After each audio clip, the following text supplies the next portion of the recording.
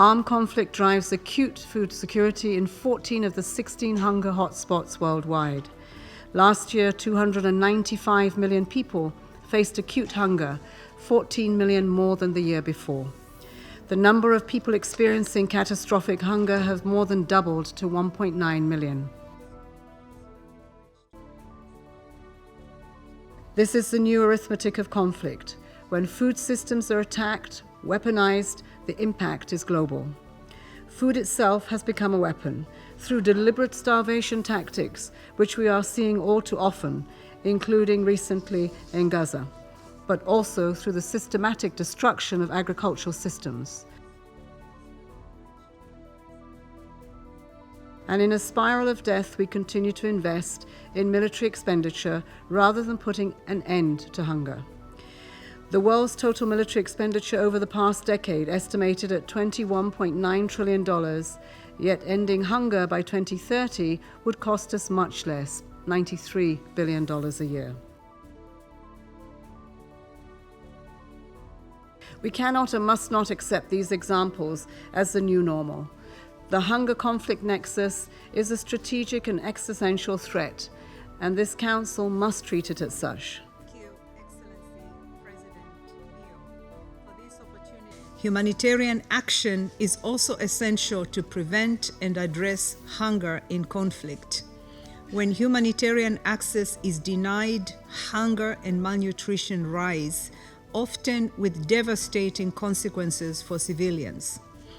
Conflict parties must allow the rapid and unimpeded passage of impartial humanitarian relief and ensure humanitarians have the freedom of movement needed to carry out their work. Around the world, nearly 673 million people still go to bed hungry. In Africa, 307 million men and women and children lack of sufficient food. In Asia, the number rises to 323 million, while in Latin America and Caribbean, 34 million face undernourishment. Just in the past year, the Famine Review Committee has confirmed famine on separate occasions, twice in Sudan, December 2024, November 2025, and once in Gaza, August 2025. This marks the first time that famine driven by conflict has been confirmed more than once in a single year. But we can all agree waiting for a famine to happen to make a decisive action is far too late. In both Sudan and Gaza, the IPC had already issued early warning signals, calling for immediate actions to prevent the worst outcomes. These warnings were delivered in two ways. First, by projecting or forecasting famine within a defined future period based on most likely scenario, and second, by issuing risk famine statements grounded in alternative worst-case scenarios. These warnings offer us a critical window of opportunity, first for humanitarian diplomacy, for secure access to affected populations, and second, to respond to critical needs before conditions deterioration further.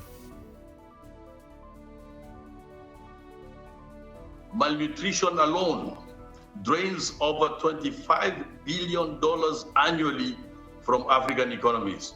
Without urgent actions, millions more will face catastrophic hunger and entire regions risk irreversible decline.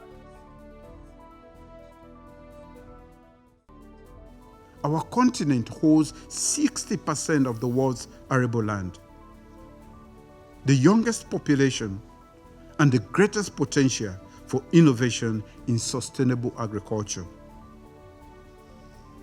What we need is not sympathy, but solidarity to unlock Africa's power to feed itself and to help feed the world.